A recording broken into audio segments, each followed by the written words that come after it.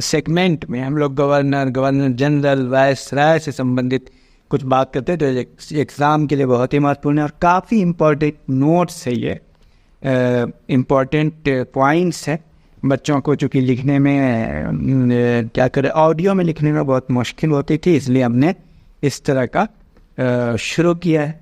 चलिए, पहला पॉइंट है, हेस्टिंग के समय में रेगुलेटिंग एक्ट के तहत 1774 ईस्वी में कलकत्ता में एक सुप्रीम कोर्ट की स्थापना की गई।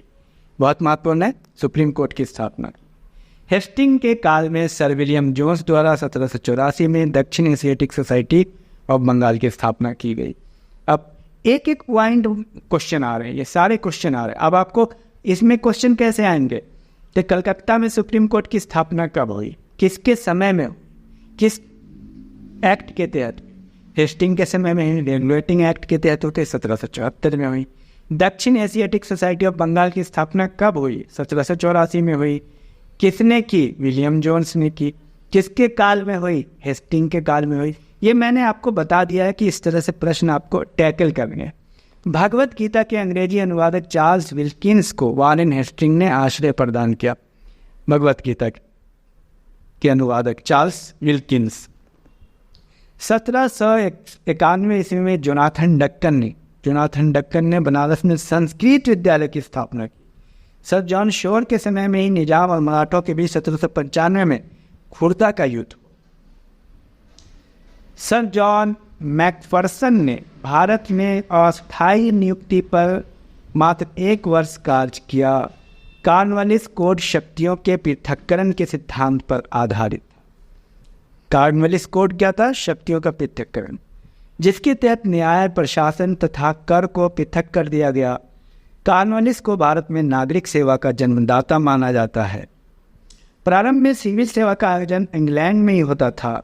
1823 ईस्वी से ये भारत में होने लगी थी। बहुत महत्वपूर्ण है कि भारत में सिविल सेवा जो अभी IAS है 1823 से शुरू होता है।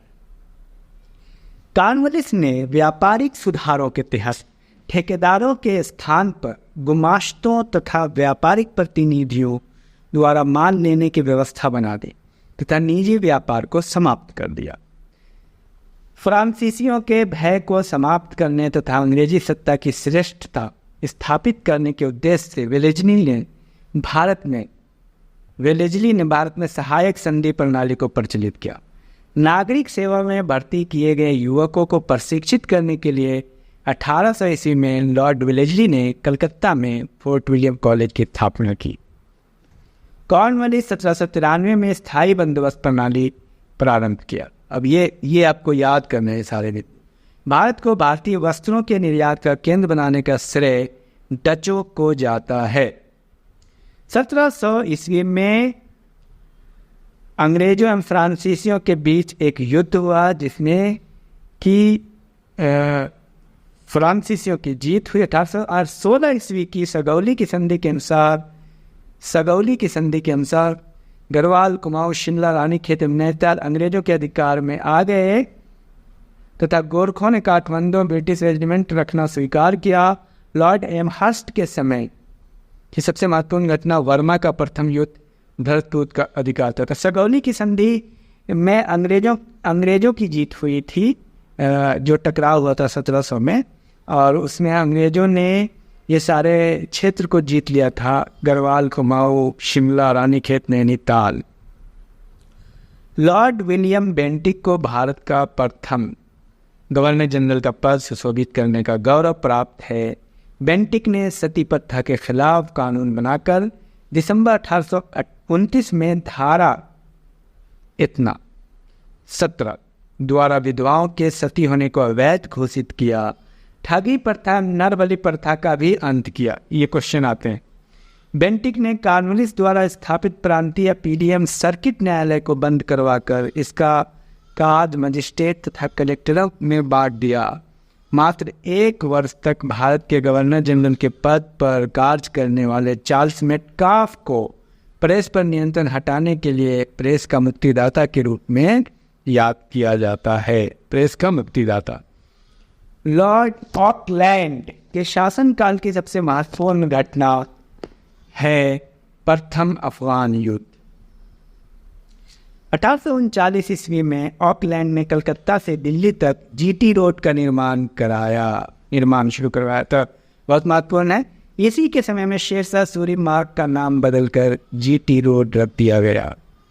एलन बरो के समय में सर चार्ल्स नेपियर के नेतृत्व में 1843 ईस्वी में सिंध का विलय किया गया। नेपियर, ध्यान रहे, एलन बरो के समय। एलन बरो का कार्यकाल कुशल अकर्मण्यता की नीति का काल कहा जाता है। एलन बरो ने 1843 के अधिनियम द्वारा दास प्रथा का अंत किया। गोंड जनजाति के एवं मध्य भारत में मानव बलि प्रथा का दमन एवं शिशु हत्या पर रोक लॉर्ड हार्डिंग के काल में हुआ। लॉर्ड हार्डिंग के काल में शिशु हत्या, मानव बलि प्रथा और गोंड जनजाति के मध्य मानव बलि प्रथा होती थी, उसको समाप्त किया गया। तो द्वितीय आंग्ला सिख युद्ध जो 1848 में डलहौजी के समय में हुआ। डलहौजी का शासनकाल व्यक्तिगत सिद्धांत के कई मामलों में लागू करने के लिए प्रसिद्ध रहा। व्यक्तिगत सिद्धांत,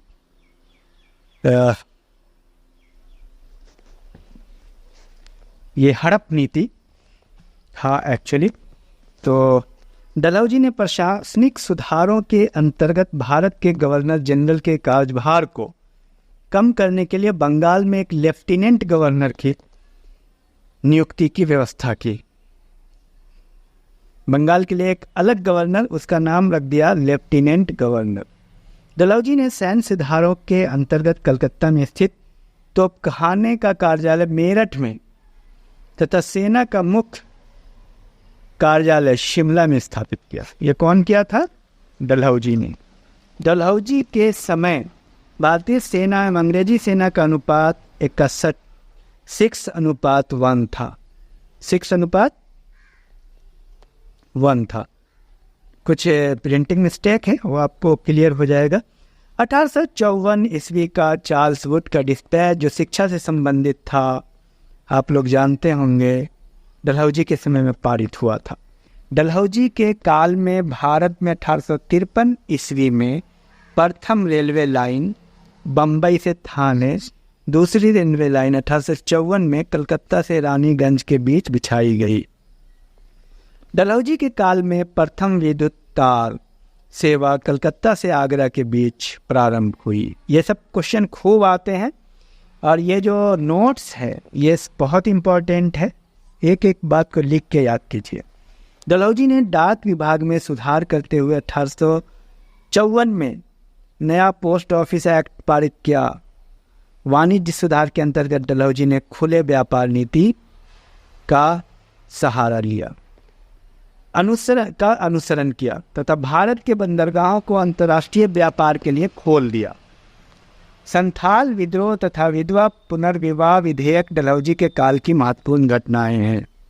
संथाल विद्रोह और विधवा पुनर्विवाह विधेयक। लॉर्ड कैनिंग अंग्रेजी ईस्ट इंडिया कंपनी का अंतिम गवर्नर जनरल तथा सम्राट के अधीन प्रथम वायसराय था। कैनिंग के समय में 1857 का विद्रोह हुआ। अंग्रेज ईस्ट इंडिया कंपनी का अंतिम गवर्नर जनरल था लॉर्ड कैनिंग, को बहुत महत्वपूर्ण है। कैनिंग के काल में बिहार, आगरा तथा मध्य प्रांत में 1859 का किराया अधिनियम लागू हुआ तथा अधिकृत हाई कोर्ट की स्थापना हुई। पुनर्विवाह अधिनियम 1856 में, विधवा पुनर्विवाह अधिनियम 1856 में और भारतीय दंड संहिता 1861 में कैनिंग के समय में ही हुआ। लॉर्ड एल्गिन ने बनारस, कानपुर, आगरा तथा अम्बाला में अनेक दरबार किए। इन दरबारों का उद्देश्य भारतीय रियासतों को ब्रिटिश सरकार के समीप लाना था। सर जॉन लॉरेंस को भारत का रक्षक तथा विजय का संचालक कहा जाता है। इसको सर जॉन लॉरेंस को। लॉरेंस के काल में 1868 में पंजाब तथा अवध के काश्तकारी अधिनियम पारित हुए थे। लॉरेंस के काल में 1865 ईस्वी में भारत एवं यूरोप के बीच प्रथम समुद्री टेलीग्राफ सेवा शुरू हुई। लॉरेंस के काल में बहुत महत्वपूर्ण है। 1872 में लॉर्ड मेयो के शासनकाल में जनगणना करवाई गई, पहली जनगणना 1872। ब्रिटेन की महारानी विक्टोरिया के द्वितीय पुत्र ड्यूक ऑफ एडिनबरा ने लॉर्ड मेयो के काल में 1869 में भारत यात्रा की। लॉर्ड मेयो ने भारतीय नरेशों के बालकों की शिक्षा के लिए अजमेर में मेयो कॉलेज की स्थापना की। अजमेर में मेयो कॉलेज। लॉर्ड नॉर्थब्रेक बुक के समय में पंजाब का प्रसिद्ध कुका आंदोलन हुआ। लॉर्ड नॉर्थब्रुक के समय प्रिंस ऑफ वेल्स भारत आए। लॉर्ड लीटन एक महान लेखक तथा प्रतिभावान व्यक्ति था, वक्ता था। साहित्य जगत में वो ओवन मेरिडिथ नाम से प्रसिद्ध है। 1876-78 ईस्वी में मद्रास, बम्बई, मैसूर, औरंगाबाद, पंजाब तथा मध्य भारत के कुछ भागों में भारी अकाल पड़ा। लिटन ने अकाल के कारण जांच के लिए रिचर्ड स्टेची की अध्यक्षता में अकाल आयोग की स्थापना की। बहुत महत्वपूर्ण है। लॉर्ड लिटन के काल में अंग्रेजी संसद ने महारानी विक्टोरिया को कैसरे हिंद की उपाधि दी। कैसरे हिंद की उपाधि देने के लिए राज उपाधि अधिनियम 1876 पारित किया। मार्च 1878 ईस्वी में लॉर्ड लिटन के समय में किसी भारतीय के लिए बिना लाइसेंस शस्त्र रखना अथवा व्यापार करना दंडनीय अपराध मान लिया गया। लिटन के समय में देखिए, मतलब व्यापार करना भी भारतीय के लिए अपराध था। लॉर्ड लिटन भारतीय सिविल सेवा में भारतीयों के प्रवेश को प्रतिबंधित करना चाहता था, परंतु भारत सचिव की सहमति न होने पर उसकी परीक्षा की अधिकतम आयु को 21 से अधिकतम आयु ही बढ़ा दिया गया, 21 से घटाकर 19 कर दिया गया। सब याद करने वाली बात है। लिटन ने अलीगढ़ में एक मुस्लिम एंग्लो प्राच्य महाविद्यालय की स्थापना की। लॉर्ड रिपन के सुधार के कार्य में सर्वाधिक महत्वपूर्ण कार्य स्थानीय स्वशासन की शुरुआत थी। स्थानीय स्वशासन प्रथम फैक्ट्री अधिनियम लॉर्ड रिपन के समय में 1881 में पारित हुआ। लॉर्ड रिपन ने शैक्षणिक सुधारों के अंतर्गत 1882 ईस्वी में विलियम हंटर के नेतृत्व में हंटर कमीशन का गठन किया। डफरिन के काल की महत्वपूर्ण घटना तृतीय आंग्ला बर्मा युद्ध था। इसी के काल में भारतीय राष्ट्रीय कांग्रेस की स्थापना हुई। किसके काल में? डफरिन के। अब यह है कि ये छोटी छोटी बातें आपको याद करनी पड़ेगी, इसका कोई शॉर्टकट नहीं है। डफरिन के काल में लेडी डफरिन एंड फंड 1887 में इलाहाबाद विश्वविद्यालय की स्थापना की गई। लॉर्ड लैंसडाउन के काल में कश्मीर के महाराजा प्रताप सिंह द्वारा राजगद्दी का परित्याग एवं प्रिंस ऑफ वेल्स का दूसरी बार भारत में आगमन। लैंसडाउन के समय में Muslim Anglo Oriental Defence Association of India की स्थापना की गई।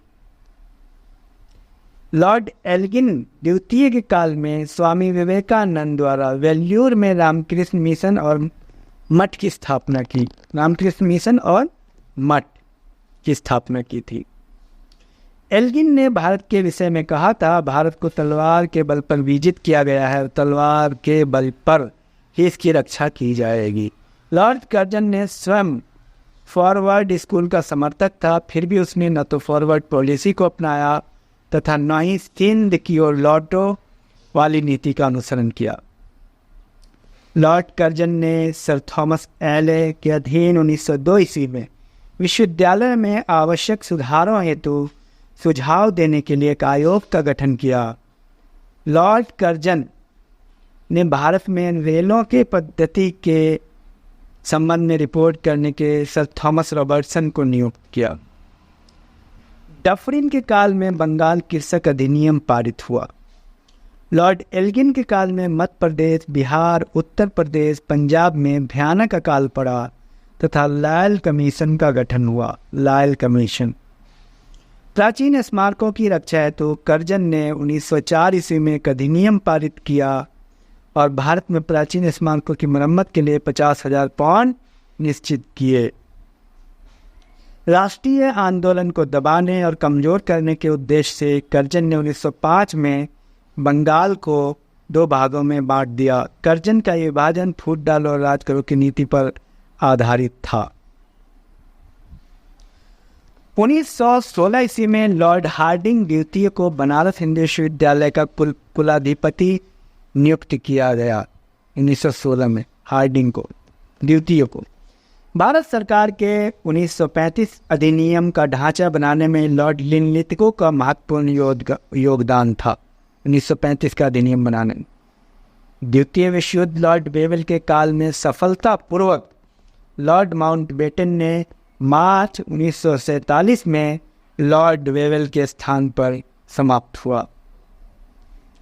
स्वतंत्रता के बाद लॉर्ड माउंटबेटन को स्वतंत्र भारत का प्रथम गवर्नर जनरल बनाया गया। सी राजगोपालाचारी प्रथम भारतीय एवं अंतिम गवर्नर जनरल थे। जितने में मैंने टिक लगाया है सब याद होना चाहिए आपको। और अब हम बात करेंगे 1857 के विद्रोह का।